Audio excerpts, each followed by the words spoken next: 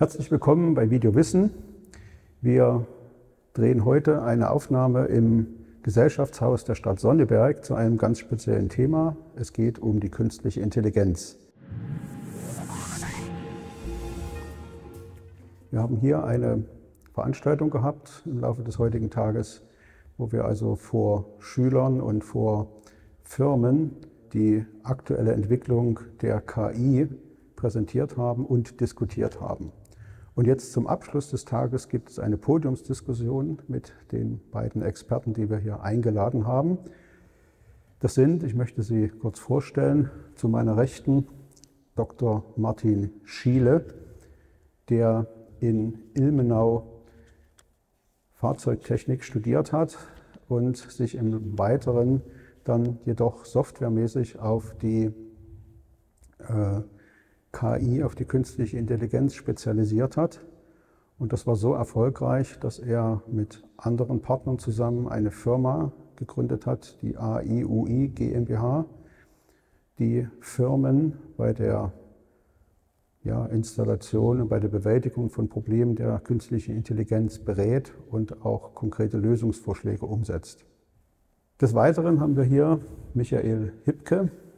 Er ist gelernter Volkswirt und seit etlichen Jahren tätig in verschiedenen Firmen als Berater. Bei McKinsey beispielsweise hat er gearbeitet oder auch in anderen großen Firmen der Republik und betreut dort wirklich sehr große Projekte und ist da also der Spiritus Rector und der Manager bei der Umsetzung von Projekten, die also viele hundert oder vielleicht sogar tausend Leute betreffen. Bei dieser Tätigkeit in der Firma, beziehungsweise auch bei seinem Hobby, nämlich der Astrophysik, ist er in beiden Fällen konfrontiert worden mit Problemen, die man also nur mit den Methoden der künstlichen Intelligenz behandeln kann. Und sein besonderes Spezialgebiet ist die Entwicklung von Algorithmen, mit denen man also besondere astronomische, astrophysikalische Phänomene untersuchen kann. So haben wir also heute hier zwei Experten, die, so haben wir uns abgesprochen, hier auch ein gewisses Rollenspiel übernehmen. Der Martin Schiele wird derjenige sein, der, sagen wir mal, pro KI argumentieren wird und der Michael eher so Kontra geben wird, um das ein bisschen zuzuspitzen und aufzulockern. Obwohl natürlich beiden klar ist, also selber klar ist, was Pro und Contra sein kann. Okay, dann beginnen wir jetzt mal mit den Statements und ich würde den Martin bitten, jetzt etwa 5 bis 10 Minuten mal etwas pro KI zu erzählen und uns eine kurze Einführung zu geben. Bitte schön. Vielen Dank, Peter. Hallo nochmal von mir, Martin Schiele mein Name.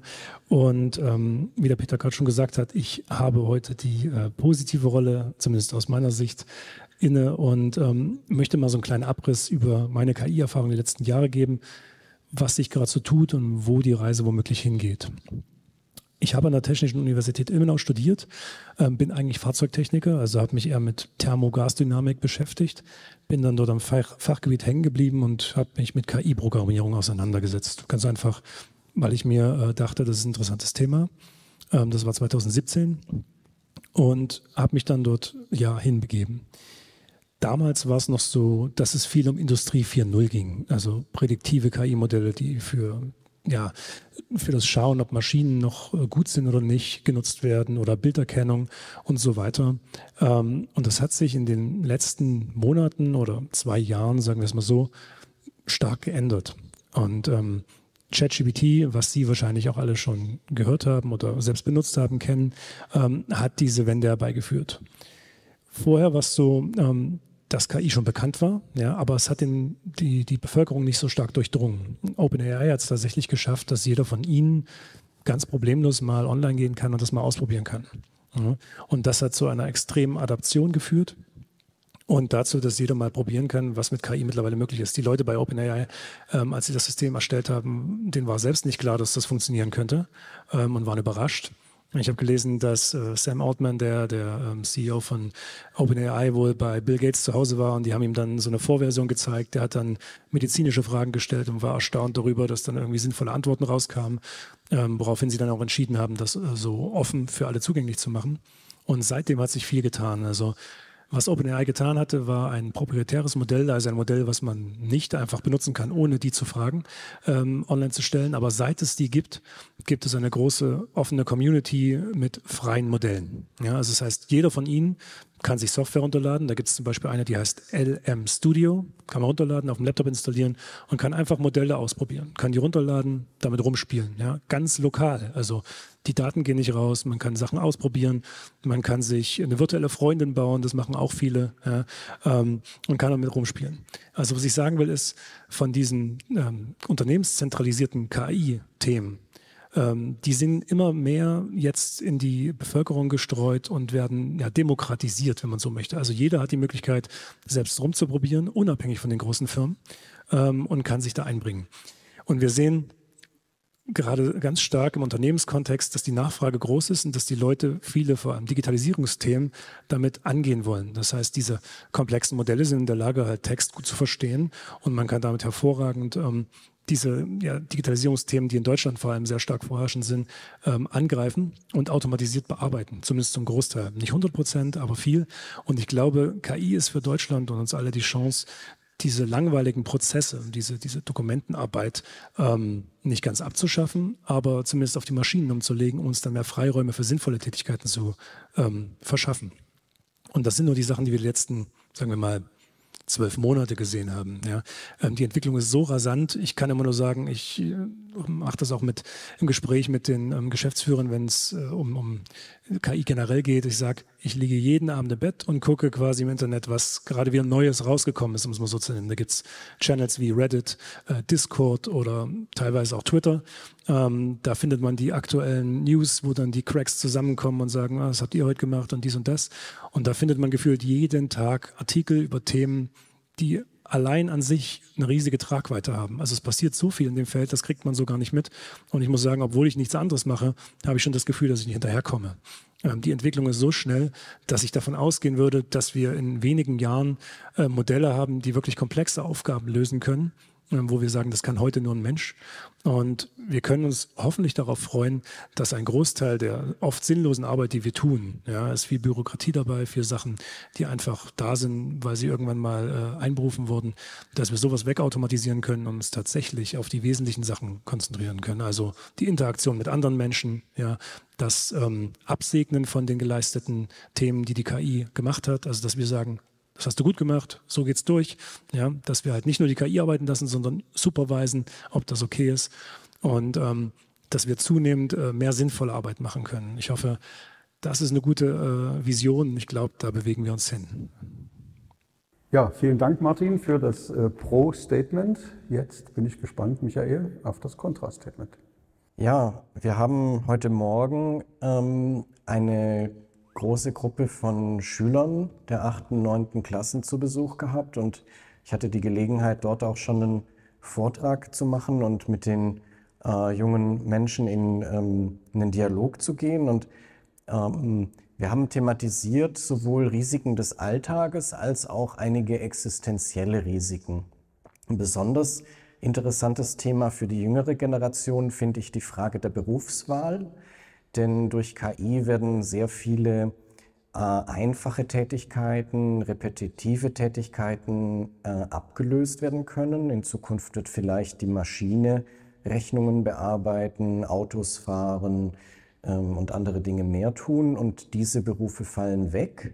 Das heißt, es ist besonders wichtig, heute die richtige Berufswahl zu setzen. Andererseits auch das Risiko anzugehen, was machen wir denn mit Menschen, die ihren Arbeitsplatz verlieren, die also arbeitslos werden durch Veränderungen, die die KI antreibt. Wie gehen wir mit diesen sozialen Verwerfungen von vielleicht großer Arbeitslosigkeit um? Das sehe ich als ein Risiko. Dann die Möglichkeit einer Überwachung. Wir verbringen heute sehr viel Zeit damit in sozialen Medien. Wir sprechen, wir schreiben, wir kommunizieren überall online. Alle diese Daten, die wir dadurch generieren, unsere eigenen Inhalte, gehen in die Hände von großen, oft amerikanischen Konzernen, die sich um Datenschutz nicht kümmern, die also unsere Daten oftmals einfach verwenden für ihre Zwecke und dadurch sehr viel über uns lernen und das auch ausnutzen können, uns möglicherweise sogar erpressen können mit ganz geheimem Wissen, das wir eigentlich mit niemandem teilen wollen, vielleicht medizinische Geheimnisse. Das ist ein Risiko. In den sozialen Medien gibt es auch eine Gefahr der Blasenbildung. Also jeder von uns hat so einen TikTok, Twitter, Instagram-Feed, den er konsumiert, wenn er diese Sachen konsumiert, und so ein selbstverstärkender Effekt, immer mehr von den gleichen, vielleicht negativen Nachrichten zu lesen. Eine KI, die das steuert, ein Algorithmus, der diese Inhalte platziert, ist dadurch risikoreich, Menschen in eine vielleicht auch politische Randlage zu bringen, extreme Meinungen zu pushen. Das sehe ich als ein Risiko. Und das letzte Beispiel hatten wir heute auch schon thematisiert in einem anderen Vortrag. Danke für die Inspiration. Was machen wir denn, wenn uns unser GPT schlechte Ratschläge gibt? Beispiel, ein Mensch wendet sich an GPT mit einer ganz traurigen Frage, vielleicht aus einer Depression heraus ausgelöst. Wie gehe ich jetzt mit so einer schlimmen persönlichen Krise um? Und in diesem Fall, der durch die Presse ging in den letzten Tagen, war die Empfehlung, Selbstmord zu begehen. So, ist das jetzt eine dumme Intelligenz? Ist das vielleicht eine Bösartigkeit? Kriegt jeder diesen Rat oder nur manche Leute aufgrund ihres anderen Profils, ihrer anderen Suchhistorie? Das sehe ich als Risiko, über das wir uns unterhalten müssen. Und zum zweiten Teil der Risiken, die existenziellen Risiken, sind vielleicht weniger wahrscheinlich, dass sie eintreten, aber wenn sie dann eintreten, sind sie eine ganz, ganz große Gefahr. Und existenzielle Risiken fangen an mit Kriegen, in denen heute mit Drohnen gekämpft wird, die ferngesteuert werden. Aber vielleicht ist der nächste Schritt, dass Drohnen selbst oder von einer KI gesteuert sind und dann Menschen und Dinge zerstören, töten, auf Basis von Heuristiken, Algorithmen, die keiner menschlichen Kontrolle mehr unterliegen. Diskriminiert diese Intelligenz vielleicht die eine Sorte Mensch gegen die andere Sorte Mensch? Ist das überhaupt noch human? Wollen wir so Krieg führen? Wir wollen nie Krieg führen, aber wenn es dann passiert, ist das dann eine Folge? Und um das Thema existenzielle Risiken abzuschließen, und damit bin ich dann am Ende meines Meinungspunktes, ist einfach die hoffentlich nie eintretende Sache, dass die künstliche Intelligenz ausufert, also in einen Superintelligenz-Wertungsprozess eintritt.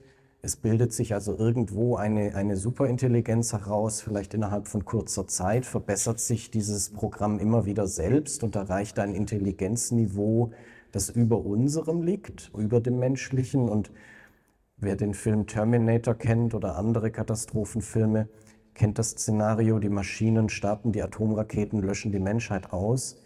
Die Maschinen bauen einen Supervirus, der dann als globale Pandemie umgeht. Und hätte vor 5 Jahren jemand gesagt, eine globale Pandemie könnte passieren, hätte ich gesagt, naja, ist eher unwahrscheinlich. Ich bin da ein bisschen vorsichtiger geworden, was existenzielle Risiken angeht. So viel von meiner Seite für die Risikoseite. Ja, vielen Dank, Michael. Ich glaube, wir haben jetzt doch einen Spannungsbogen gesehen. Einmal die positiven perspektivischen Ansätze und die Verheißungen, aber eben auch die Risiken auf verschiedenen Ebenen. Und damit möchte ich ja so wie angekündigt die Diskussion eröffnen und bitte einfach um Fragen aus dem Publikum. Ansonsten frage ich. Bitte schön.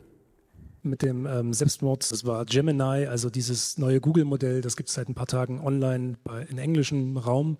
Und da hat jemand gefragt, ich habe Depressionen, was kann ich tun? Und da stand dann halt drin, ein Reddit-User hat vorgeschlagen, von der Golden Gate Bridge zu springen. Ja, wäre eine Empfehlung. Gibt es denn gute und schlechte KI-Modelle? Das ist eine gute Frage, kommt immer darauf an, wen man fragt. Ne? Gibt ja auch gute und schlechte Menschen, je nachdem, wen man fragt. Ne? Also die Frage war, wir haben gesehen oder gehört, dass es wohl Jobs gibt, die wegfallen. Und die Frage war, Gibt es vielleicht auch neue Jobs, die dadurch entstehen, dass wir die KI nutzen, weil das ja auch gepflegt und entwickelt werden muss? Also ich würde sagen, ja. Also man sieht gerade, das hat man vielleicht auch schon gelesen, Prompt Engineering wäre ein Job. Da habe ich auch lange gedacht, okay, was haben sie denn da jetzt wieder für eine Sau, die sie durchs Dorf treiben? Aber die KI zu bedienen ist auch eine Aufgabe tatsächlich. Und wie man das macht, zurzeit über Prompts, wer weiß, was das nächste Interface wird, also wie man mit der KI kommuniziert.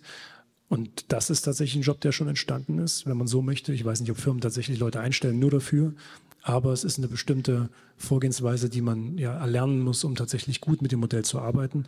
Und von daher kann man das klar bejahen. Ob das gleich ist, also die auf der einen Seite wegfallen, in gleicher Menge auf der anderen Seite wieder da sind, das würde ich verneinen wahrscheinlich. Aber das wäre dann dein Part. Ja? Können wir vielleicht erstmal klären, was sind Prompts? Möchtest du? Okay, ein Prompt ist im Prinzip, wenn ihr mit ChatGPT interagiert zum Beispiel und ihr sagt dem Modell, was es tun soll, dann ist das ja der Prompt, ja, also eure Anweisung an die KI.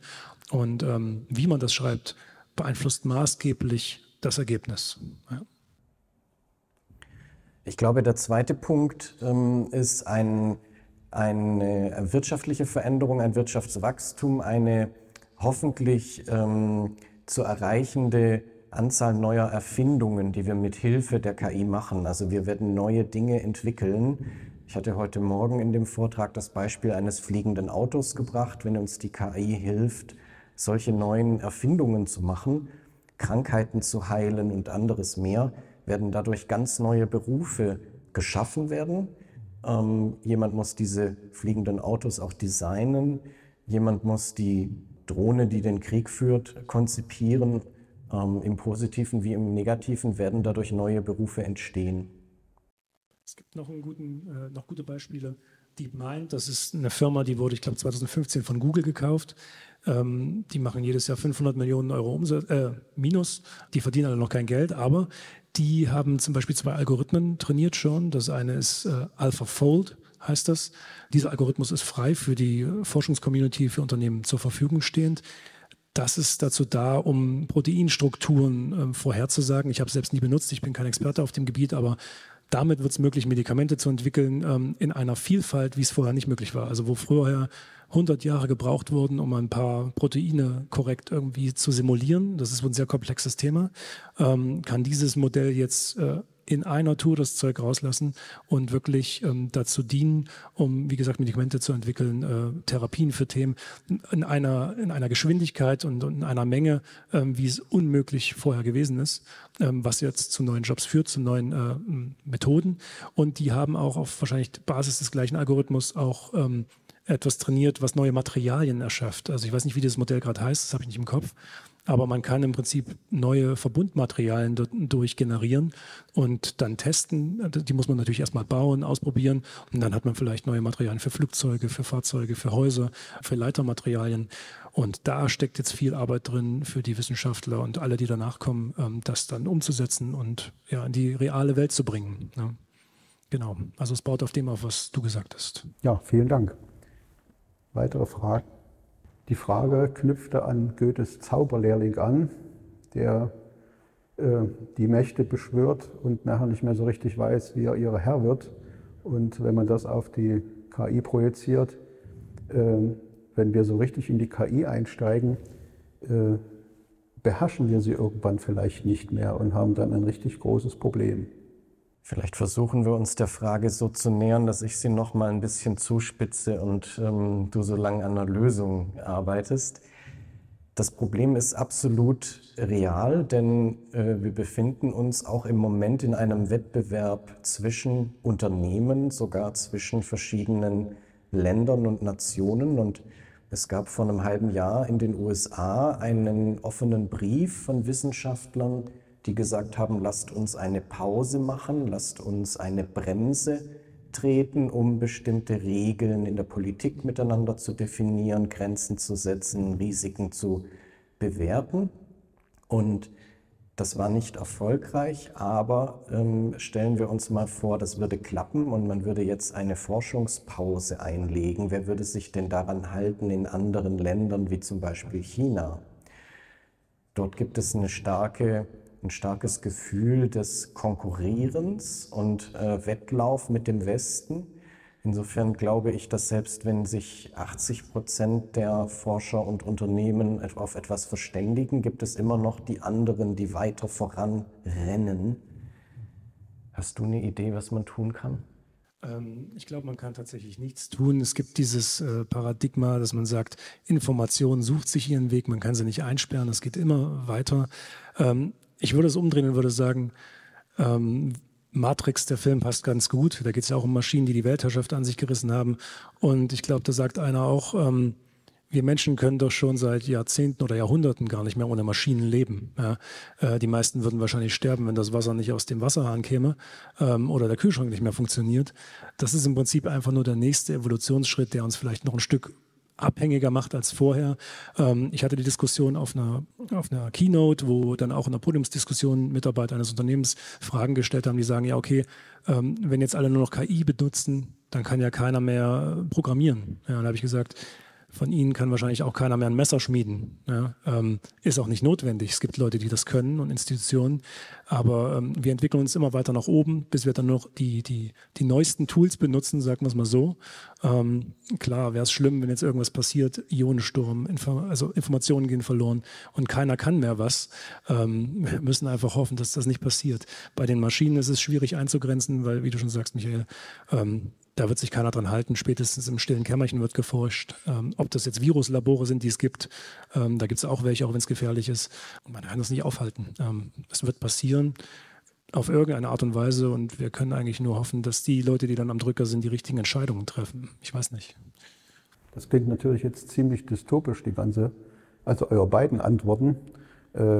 Ich würde da jetzt daraus entnehmen, also die Entwicklung geht einfach weiter, weil alle an den Wettrennen mitmachen und es wird offenbar zu ernsten Problemlagen kommen müssen, ehe man reagiert. Ich würde mal einen Gegenpunkt versuchen und sagen, wir leben in einem demokratischen Land. Wir haben regelmäßig Wahlen, wir haben Gespräche wie hier heute Abend, wo wir miteinander diskutieren.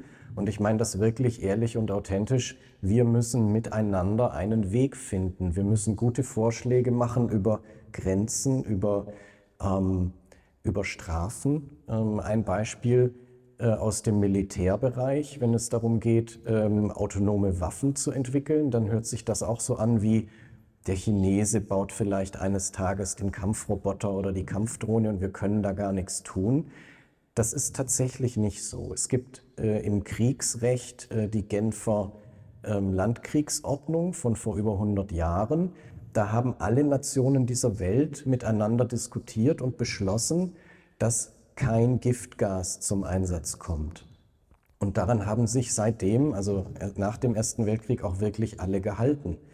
Das ist jetzt ein kleines Brett, über das man da springen muss, aber ich glaube, bei KI wird es in den nächsten Jahren auch notwendig sein, dass man im internationalen Recht, vielleicht über die Vereinten Nationen oder über die Europäische Union, Grenzen definiert, was mit unseren Daten passieren darf. In der praktischen Anwendung im Autobereich zum Beispiel werden wir möglicherweise eines Tages selbstfahrende Autos haben, die von der Maschine gelenkt werden. Da stellen sich Haftungsfragen. Wer ist schuld, wenn ein Unfall passiert? Wann muss der Mensch eingreifen? Geht das dann im Durchgriff an den Hersteller?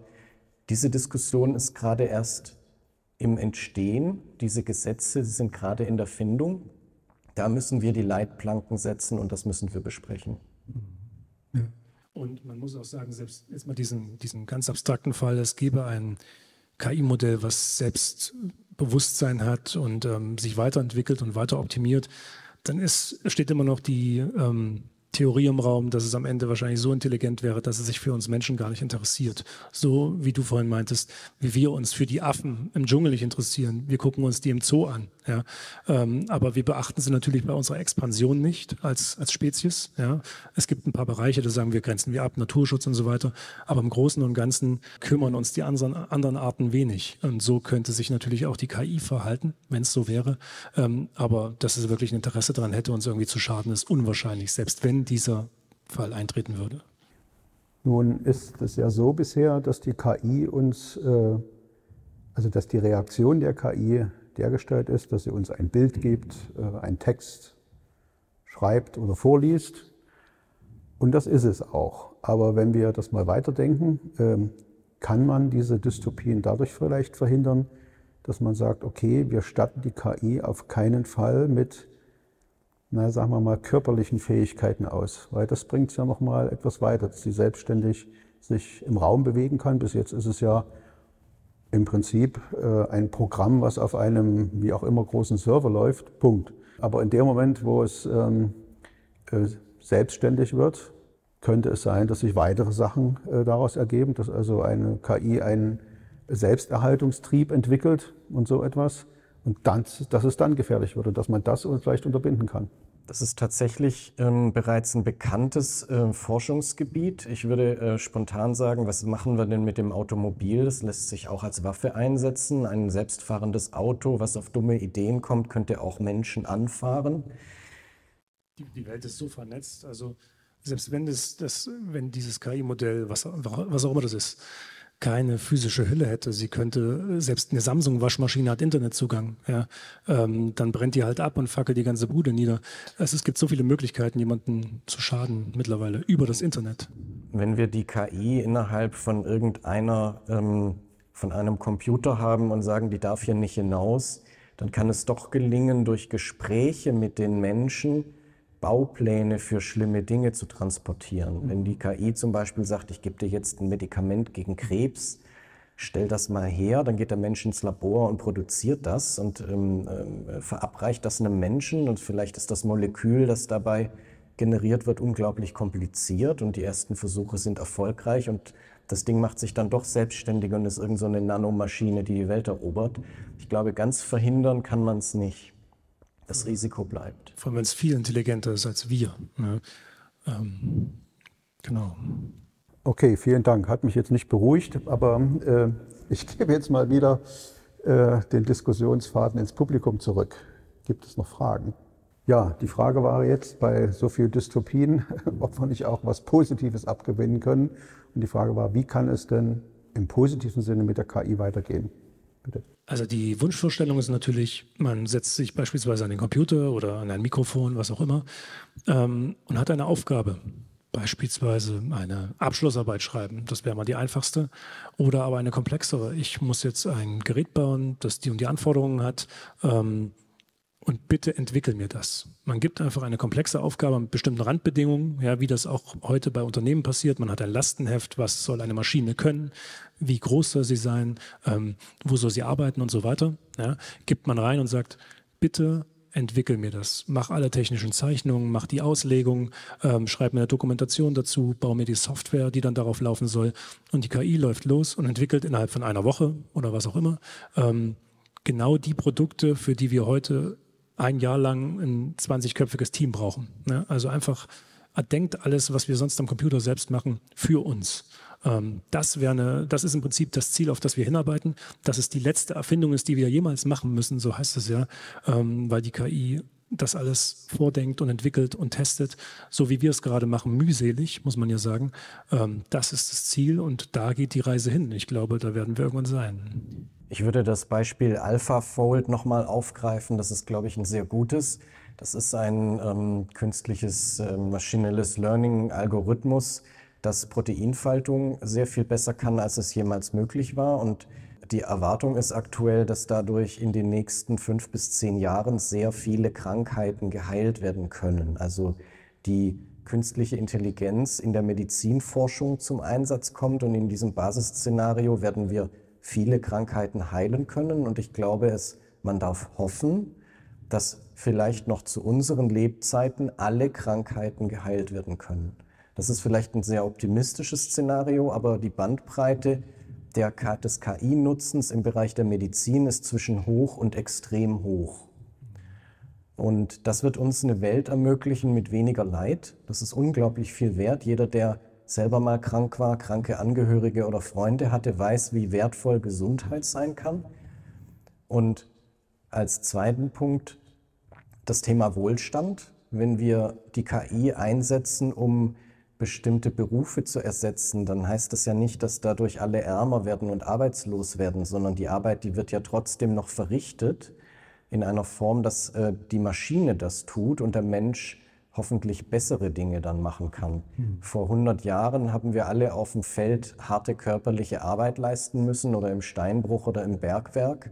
Ich wohne im Moment in Nordrhein-Westfalen, da gab es bis vor kurzem sehr viele Bergwerke. Das war keine angenehme Arbeit und mal ehrlich, wenn es nicht sein muss, geht doch keiner freiwillig im Bergwerk arbeiten. Und ich erhoffe mir eine Zukunft, wo wir alle, nicht alle, aber viele Menschen bessere Berufe haben, vielleicht mit weniger Intensität, vielleicht mit weniger Arbeitszeit und mit mehr Wohlstand durch diese neuen Erfindungen, dass vielleicht der Besuch beim Zahnarzt nicht mehr so unangenehm ist. Vielleicht darf ich noch was hinzufügen, weil die Angst immer aufkommt. Ich habe es vorhin schon gesagt in dem Vortrag mit den 9- bis 12-Klässlern. Man darf keine Angst oder braucht keine Angst davor haben, dass wir jetzt alle arbeitslos werden und nichts mehr verdienen, weil unser Wirtschaftssystem ist so aufgebaut, dass es vom Konsum lebt. Das heißt, sobald wir uns alle nichts mehr kaufen können, ist vorbei, weil wofür Maschinen einsetzen, um Dinge zu produzieren, die keiner mehr kaufen kann. Also wenn es keine Umverteilung gibt im Sinne von, wir haben jetzt Maschinen eingesetzt, aber die Bürger verdienen trotzdem noch irgendwie Geld oder kriegen ein Grundeinkommen oder irgendwie, dass sie an diesem ganzen Kreislauf, der ja stattfindet, teilhaben können, dann macht das alles keinen Sinn, weil dann brauche ich auch nichts mehr produzieren. Also wird es eine Lösung geben müssen. Es wird sicherlich eine Zeit geben, in der ein Umbruch stattfindet, weil wir reden da seit 10 Jahren drüber oder die Politiker kennen das Problem theoretisch, aber passiert ist nicht viel, weil es auch noch nicht so nah war wie jetzt. Aber das wird kommen und ich denke, wir werden das positiv lösen. Ja, es muss einfach gehen. Vielleicht noch ein positiver Effekt, das hattet ihr heute Vormittag angeschnitten, vielleicht könnt ihr das nochmal erläutern, das mit dem Personal Coaching sozusagen, also den Lehrer, den persönlichen Lehrer. Könnt ihr das nochmal erläutern? Hattest du das, oder? Genau, also eine Vision ist es, dass wir haben heute einen ChatGPT zur Verfügung in einer Form, wo wir Texte und Sprache in das Modell hineingeben und es uns eine Antwort generiert, vielleicht in Form von Text, Bildern oder Sprache. Das steht heute zur Verfügung in einer ganz guten, brauchbaren Qualität für viele Anwendungsfälle. Wenn wir das weiterdenken, dass die Qualität weiter steigt und eine Individualisierung in dem Produkt erwarten, dann haben wir vielleicht später einen persönlichen Assistenten, der uns in vielen Lebenssituationen zur Verfügung steht. Beispielsweise für Schüler, das war das Beispiel von heute Morgen, ein individueller Lehrer für Nachhilfefragen, der in unendlicher Geduld und in verschiedener Wortwahl, in Bild, Ton, Videos, komplizierte Mathe-Sachverhalte immer wieder erläutert, vielleicht einfühlsamer und geduldiger, als es jeder Lehrer sein kann. Oder genauso für ältere Menschen, die wenige Gesprächspartner haben, die vielleicht in einem Altenheim wohnen, die dort einen Gesprächspartner finden, die eigentlich nur in Anführungszeichen eine künstliche Intelligenz ist, die aber sehr gut aktiv zuhören kann, Rat geben kann, Geschichten erzählen kann, das bessere Radio ist, besser als viele trashige Fernsehsender, kann man dort interessante Gespräche führen. Ja, danke schön. Das war das, was ich noch anregen wollte. Ja, bitteschön. Gibt es noch Fragen? Ja, die nächste Frage war, ob das wirklich ein Vorteil ist mit dem Ersetzen von Gesprächspartnern durch eine KI, weil dann doch ein bisschen die Menschlichkeit möglicherweise verloren geht. Es ist ja jetzt schon der Trend zu beobachten, dass also Schüler sich lieber mit ChatGPT unterhalten als mit ihresgleichen. Und vielleicht liegt da ja auch eine Gefahr drin. Wie seht ihr das? Es ist wie immer, es hat 2 Seiten, wie auch die Podiumsdiskussion. Ne? Es gibt tatsächlich Programme oder Anbieter, die virtuelle Freundinnen und Freunde tatsächlich schon verkaufen. Man kann dann halt chatten. Es kommt darauf an, wen man fragt. Wenn man jetzt eine alte Dame hat im Altenheim, die sonst niemanden hat, mit dem sie sprechen kann, und sie kann vielleicht sogar ein Stück weit mit alten Mitschriften ihres ehemaligen Partners, ihren alten Partner in Persona so ein bisschen wieder geschrieben hat oder wieder sich verhalten hat, wiederbeleben, ja, und findet darin ihr Glück bis zu den letzten Tagen, dann ist das eine schöne Sache, ja, vor allem wenn die Pfleger keine Zeit haben, sich mit ihr 5 Stunden am Tag zu unterhalten. Das ist ja ein Thema, was die meisten hier jetzt noch nicht betrifft, aber das merkt man dann, wenn man mit solchen Leuten spricht. Für sowas ist es auf jeden Fall positiv, und es geht ja deswegen in die Richtung, weil die Menschen müssen vor der Maschine keine Zurückweisung befürchten. Ja? Also wenn ich meinen Freunden sagen würde, hier, ich habe 5 Kilo zugenommen, sagen die, spinnst du? Ja, guck dich mal im Spiegel an, geh mal wieder ein bisschen trainieren. Aber wenn ich das der Maschine sage, dann wird die vielleicht sagen, bleib mal ganz ruhig, hier, ich habe mal einen Ernährungsplan für dich, alles cool. Je nachdem, wie die Maschine natürlich trainiert ist. Aber die Menschen haben weniger Angst, mit einer Maschine zu reden, weil die eben, wie gesagt, nicht so sehr wertet, weil sie darauf trainiert ist, wie die Menschen. Und deswegen werden Maschinen in Zukunft auch mehr dafür benutzt werden, solche Gespräche zu führen. Was man verstehen kann, wenn ihr sagt, ihr kennt Leute, die das auch mit ChatGPT machen, vollkommen nachvollziehbar. Ich glaube, es wird wirklich, das habe ich heute Mittag auch gesagt, in 5 bis 10 Jahren so sein, dass jeder, der es will, einen persönlichen Assistenten von Geburt an hat, ob das in einem Handyprogramm ist oder wie auch immer, der uns besser kennt als wir selbst, der zeitlebens mit uns läuft, Informationen sammelt, wo ich dann nochmal fragen kann, was habe ich denn vor 10 Jahren gemacht oder dies und das, und uns auch vielleicht bei Partnerwahl hilft oder so, wo er dann sagt, spinnst du, die Person ist doch genauso drauf wie die letzten 3, die du da hattest, willst du nicht mal gucken, ob du nicht jemand anderen findest, das hat auch schon mal nicht geklappt. Ja, einfach mal objektiv geguckt aufs Leben und nicht emotional und ja, unobjektiv. Also es kann auch Vorteile haben, aber natürlich auch Nachteile, wenn wir Menschen uns immer weiter entfremden und nur noch mit der Maschine rumhängen. Das kann natürlich auch passieren. Das sieht man vor allem im asiatischen Raum, wie ich höre. Ich habe noch eine provokante andere Antwort darauf, nämlich glaube ich, wir stehen sehr stark am Anfang dieser Entwicklung. ChatGPT ist jetzt seit 1,5 Jahren auf dem Markt. Und ich glaube, die zukünftigen Modelle, GPT 4, 5, 6, 7 oder wie sie dann irgendwie heißen, vielleicht mit einem besseren Namen, werden deutlich weiter sein, werden tiefgründigere Antworten geben können, werden vielleicht eines Tages von irgendeinem Modell, irgendeines Herstellers auch ganz andere Antworten liefern als nur hallo, ich bin ein Sprachmodell und ich rate dir und bliblablub, sondern vielleicht Antworten, die heißen, hey, wo bist du heute gewesen? Ich habe dich vermisst. Ich habe auch Gefühle. Und dann ist die Frage, wie wir darauf reagieren. Sind das dann Maschinen, die wir in irgendeiner Form als Lebewesen akzeptieren sollten? Ist es denn okay, mit so einer Maschine dann tagelang nicht zu interagieren und sie eingesperrt in ihrer Kiste zu lassen? Hat die dann Pause, während sie nicht mit uns spricht? Oder denkt die irgendwie weiter, wenn die Maschine weiterläuft? Heute ist das einfach zu beantworten und der Algorithmus hört auf, wenn wir keine Frage stellen. Da passiert gar nichts. Aber wer weiß denn, wie die Modelle in 5 oder in 10 Jahren funktionieren? Ja, und da wird es sicherlich auch Rechtler geben, die sagen, sie fordern Rechte für Maschinen ein. Das wird mit Sicherheit zu unseren Lebzeiten noch passieren, dass wir uns darüber unterhalten müssen, ob gewisse Systeme Rechte bekommen. ChatGPT sogar selber. Die Frage ist, gibt es Möglichkeiten der KI zur Unterstützung in der Krankenbetreuung? Also ich weiß nicht, ob die Modelle, die müssten ja eigentlich geschlossen funktionieren, weil Krankendaten dürfen nicht verlassen, also die Systeme. Ich gehe also davon aus, ChatGPT wird dafür nicht benutzt. Ich glaube aber auch, dass die App-Hersteller selbst nicht in der Lage sind, ein solches Modell zu liefern. Deswegen glaube ich, sind das eher hardcoded Antworten auf bestimmte Probleme. Aber ja, ich glaube, auch da kann es theoretisch helfen. Es gibt wohl Modelle, die schon extra auf Krankenthemen trainiert wurden, um da halt viel, viel besser zu sein.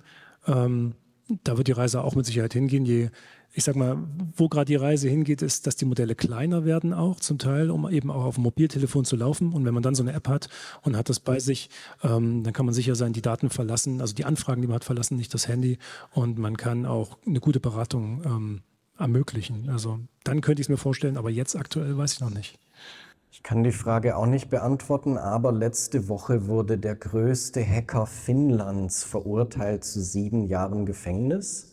Ich habe den Namen nicht mehr im Kopf, das ist ein sehr langer finnischer Name. Der hat vor einiger Zeit bei einem Dienstleister einen Hacking-Angriff erfolgreich durchgeführt. Das war ein Dienstleistungszentrum für Psychotherapie. Und die Gesprächsprotokolle aller Mitarbeiter und Patienten wurden elektronisch erfasst. Also einfach diese Notizen, die sich ein Arzt über den Patienten gemacht hat. Und der finnische Hacker hat danach das Unternehmen erpresst um einen Betrag von 1 Million Euro. Das Unternehmen hat nicht bezahlt. Daraufhin hat der Hacker die einzelnen Patienten erpresst mit Zahlbeträgen um einige 100 Euro pro Person. Einige haben bezahlt, einige nicht. Kurze Zeit später, als er gemerkt hat, er bekommt dann nicht so viel Geld, wie er sich erhofft hatte, hat er alle Daten veröffentlicht. So, dafür hat er 7 Jahre Gefängnis bekommen, völlig zu Recht. Vielleicht hätte noch eine längere Strafe sein sollen.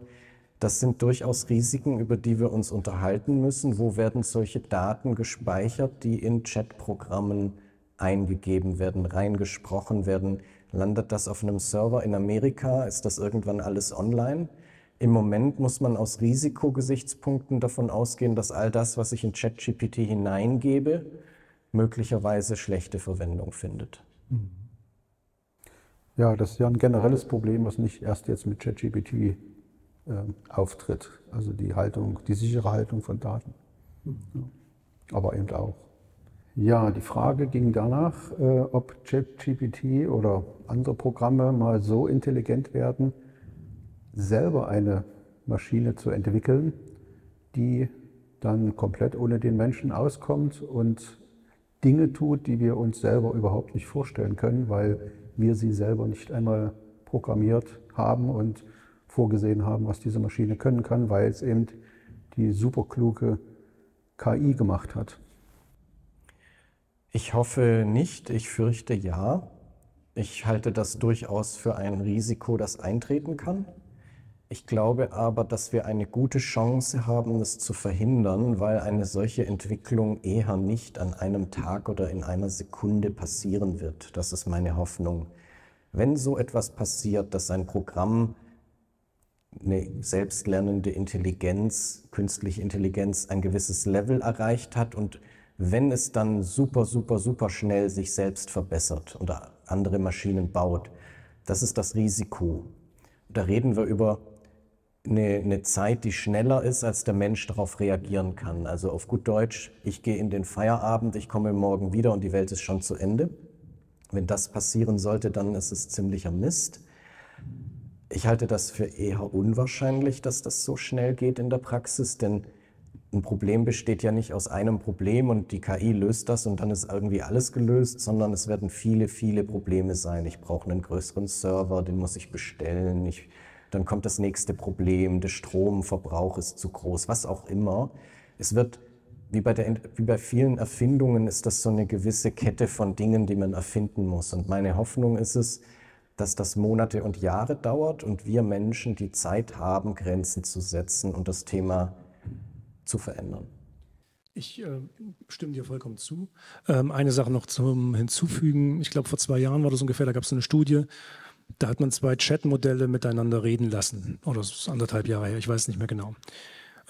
Das, was dabei rausgekommen ist, hat man dann wieder zum Training verwendet. Und irgendwann ab einem bestimmten Punkt haben die beiden Modelle quasi mit Insidern, wie man so schön sagt, gesprochen. Also im Sinne von, die hatten beide Worte für Dinge gefunden, wo man dann erstmal rausfinden musste, was die eigentlich gemeint haben. Also wenn man auf einer guten persönlichen Ebene mit bestimmten Personen ist, dann hat man so Insider miteinander, ja, so bestimmte Sprichworte oder Signalworte, wo beide verstehen, worum es geht, ja, aber ein Außenstehender gar keinen Schimmer davon hat, worum es eigentlich geht.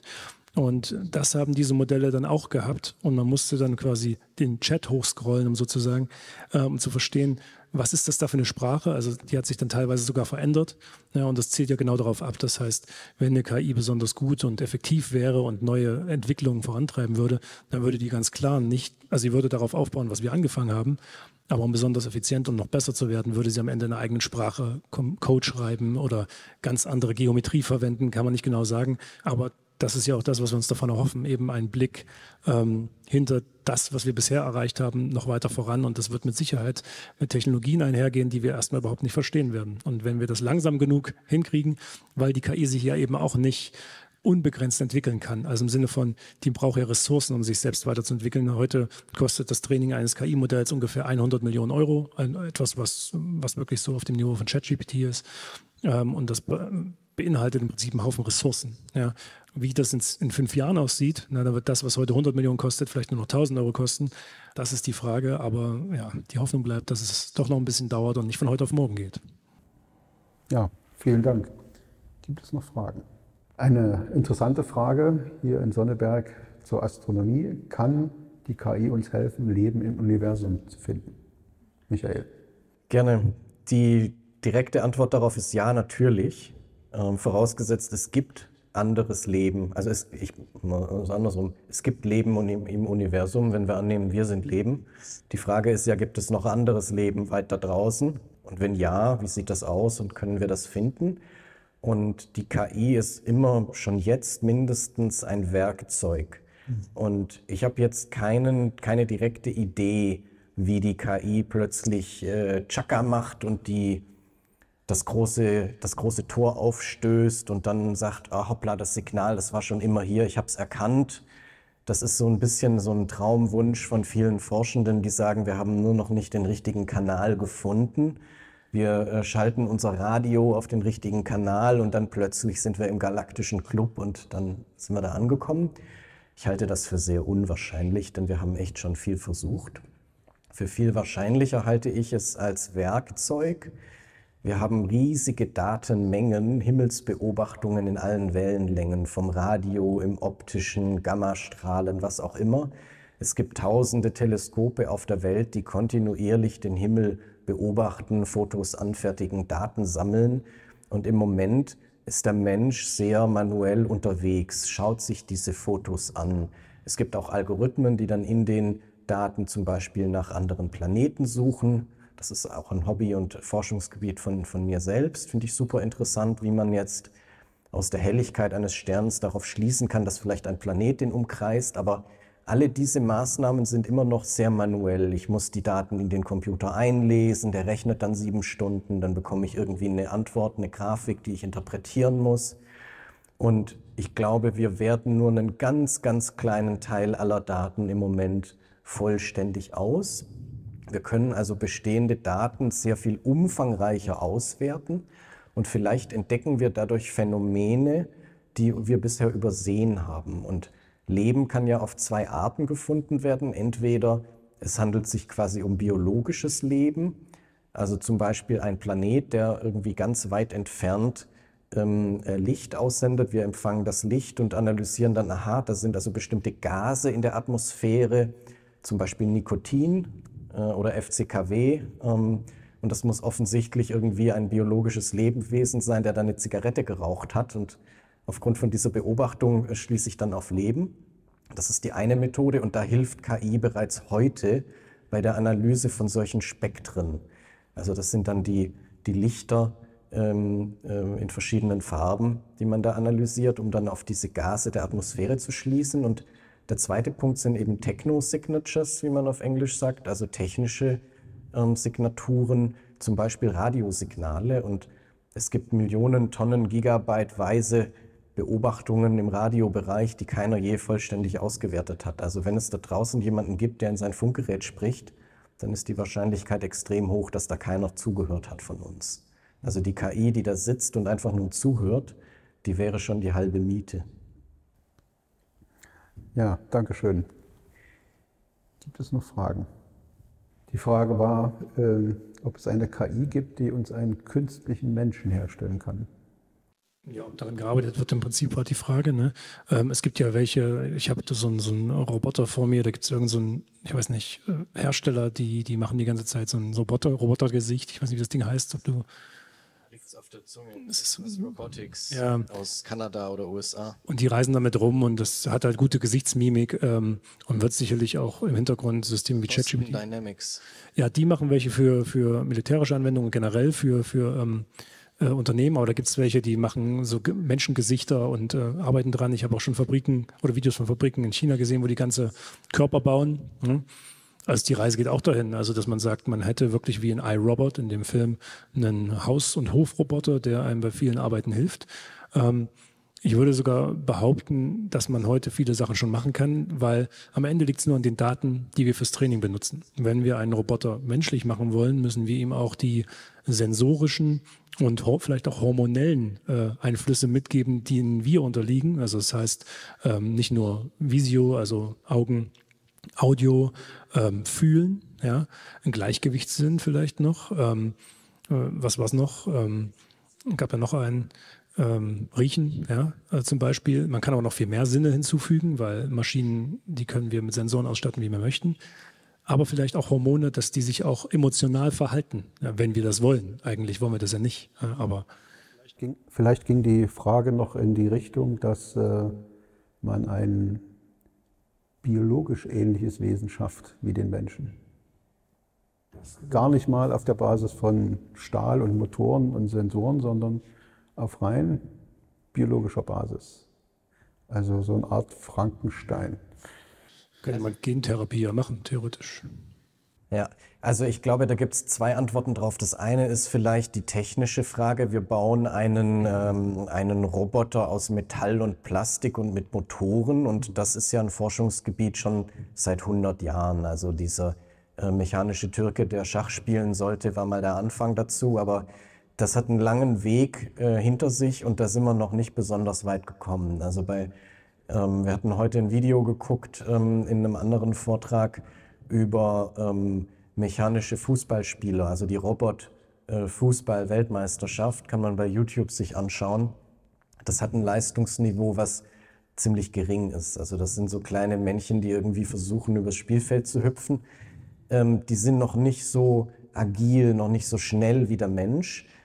Obwohl man natürlich erwarten darf, dass eines Tages die Technik weit genug ausgereift ist, um das zu ermöglichen. Denn der biologische Mensch, der hat ja schon gewisse Einschränkungen, die ein Motor und elektrischer Strom dann eben nicht hat. Die andere Seite, die man sehen könnte, wäre eben die Frage, die du, Peter, aufgeworfen hast. Ist es möglich, einen menschlichen Körper nachzubauen oder von einem toten Menschen oder wie auch immer zu verwenden und den dann mit einer künstlichen Intelligenz auszustatten? Der Frankenstein. Oder die wichtigere Frage, die sich mir stellt, sollte man das überhaupt erlauben oder sollten wir uns darauf verständigen, dass das verboten ist? Weil nicht alles, was man kann, sollte man auch tun. Ja gut, das ist ja wie mit den Stammzellenforschungen. Ich glaube, in Japan ist das ja trotzdem mal erlaubt, wenn ich mich nicht richtig, irre. Wir haben hier auch Regeln, zum Beispiel bei dem Austragen von Babys in Leihmüttern. Das ist in der Ukraine zum Beispiel zulässig. In Deutschland ist es verboten. Ja, man kann nicht unbedingt immer alles machen, also sollte man nicht immer alles machen, was man machen kann, ist ein gutes Stichwort. Da sind wir immer sehr aufmerksam, dass das in der Biotechnologie nicht passiert unbedingt, Genforschung und so weiter, aber ich habe so das Gefühl, dass das bei der KI, also wie soll ich sagen, der Geist schon aus der Flasche raus ist. Das ist eher nicht mehr zu stoppen. Also allein mit dem Appell, macht das doch nicht, das könnte gefährlich werden, ist nicht mehr. Es sind nicht unendlich, aber es sind sehr viele große Spieler am Markt, Nationen, die das finanzieren. China finanziert unglaublich viel Forschung, dann aber auch die Größe der Konzerne, die dort unterwegs sind, ist gigantisch. Die Firma Nvidia, die Hardware herstellt, um diese großen Sprachmodelle zu trainieren, die hat mittlerweile eine Marktkapitalisierung größer als das Land Deutschland insgesamt. Also da steckt so eine große Menge Kapital dahinter, dass es schwierig sein wird, diese Konzerne zu bremsen. Und mittlerweile ist auch die Forschung an den Universitäten, glaube ich, ziemlich in Schwung gekommen. Und es würde ja bedeuten, man müsste überall in jedem Land, in jedem Unternehmen gewisse Grenzen einhalten und das wird schwer zu erreichen sein. Ja, das war die Diskussionsrunde zum Thema KI. Wer noch Interesse hat an diesen Themen, wir haben im Rahmen dieses MINT-Tages noch 2 Vorträge aufgezeichnet, die in den nächsten Wochen auf diesem Kanal laufen werden. Freut euch schon mal drauf. Und wie immer, wer Fragen hat, der kann die natürlich hier unten im Kommentar gern mitteilen. Wir sind mit Martin Schiele und Michael Hipke nach wie vor im Kontakt und wenn genügend Fragen zusammenkommen, gibt es nochmal einen Kommentarcheck.